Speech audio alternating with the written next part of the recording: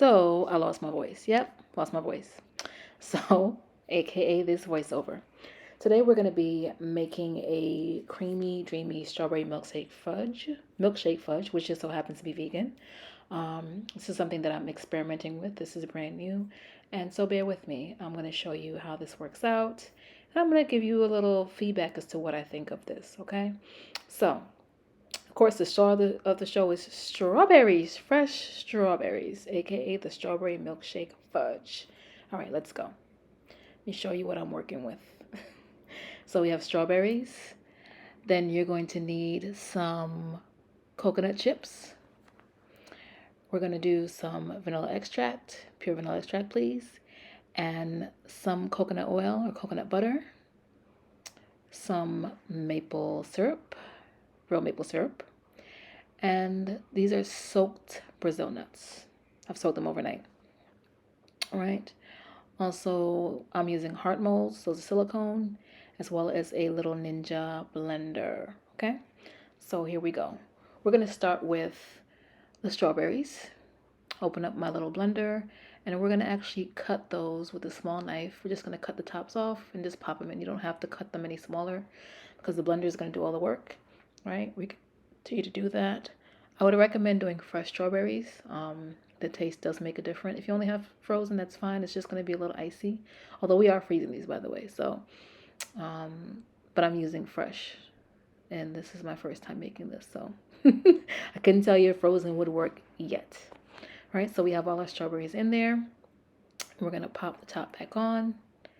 And we're going to, well, we're going to fix it. We're going to blend. Yep. Blend a little bit. Pulse it. This blender is not the most powerful, but it is effective for smaller quantity things. See, that's what it looks like.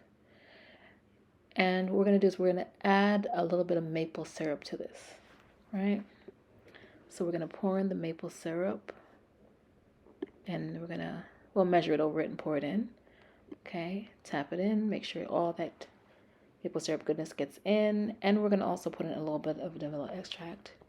I always say this, but pure vanilla extract is the best. I'm not a big fan of imitation.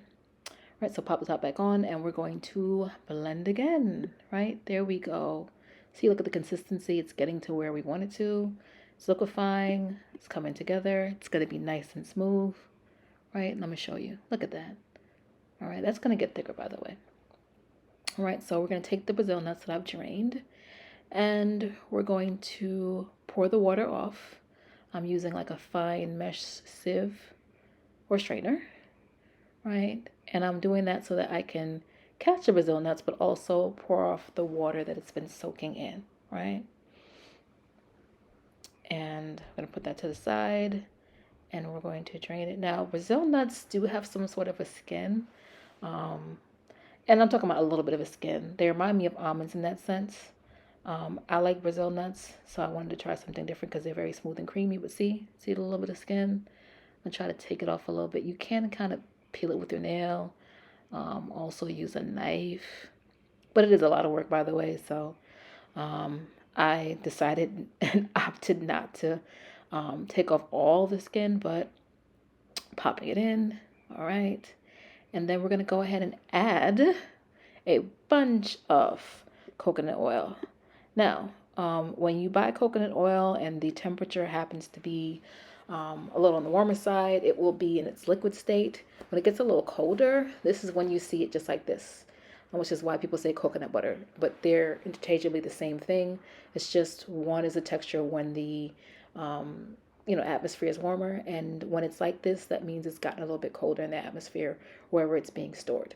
All right, so we're gonna pop that in there. We're gonna put it back in our blender, our mixer, and we're going to blend it. We're gonna pulse it a bit, continue pulsing it, and you'll see the texture begin to come together.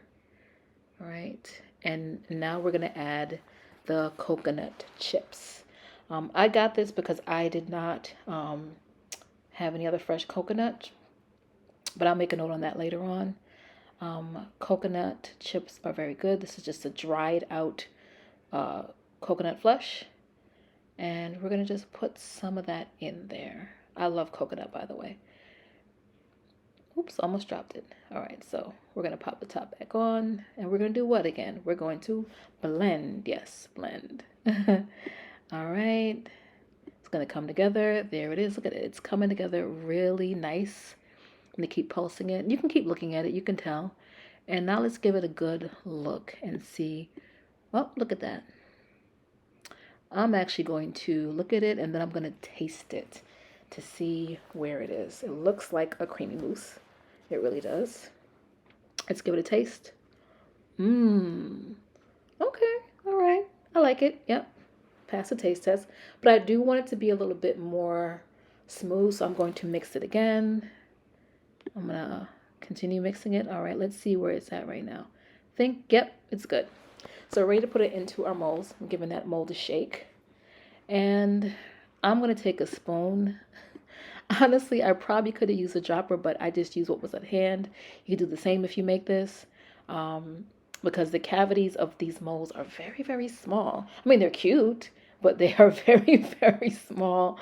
And I'm taking it that, for a more firmer, more dense product like this, a recipe, it's a little harder to get in there, but not impossible. All right, so this is what it looks like when I've finished putting them in there.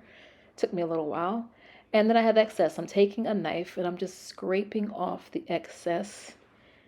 See, scraping it, and then patting it down. And I'm going to put some of that excess just, let's smooth it down a little bit. There we go. I'm trying to make sure I keep some of it in there. And I'm going to take the excess and I'm going to put it into the blender, right? Taking my spoon again, and I'm just going to clean it up. I'm cleaning up and there we go. Look. All right, so moment of truth. It's been in the freezer for at least 30 minutes. I'm taking it out. And look at that. All right, come on, let me show you what it looks like. So I'm going to unearth or unmold these fudgy strawberry hearts. And yeah, it takes a little bit of working. These are kind of on the semi-frozen state, but also very creamy.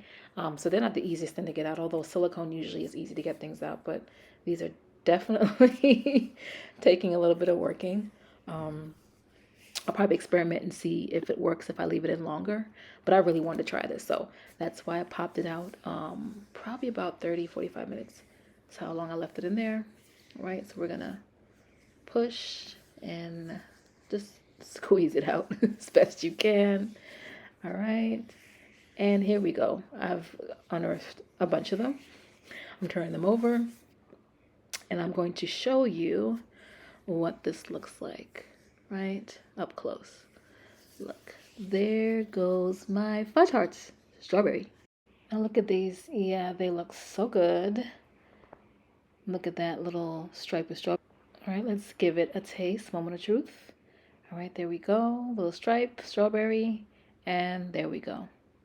Okay, creamy, dreamy, good. I will say this, I loved it, I liked it, but it could be a little bit more smooth. Right, but good first try, good first effort. All right, yep, little cool, creamy, I like it. But you know what? Let me know what your thoughts are in the comments. Let me know if you've tried this. If you have any suggestions, I'll probably make some notes later on. Click the link below in my bio. Below, yes, you. And join my free VIP group. Come back, share, and I look forward to seeing you next time. Bye.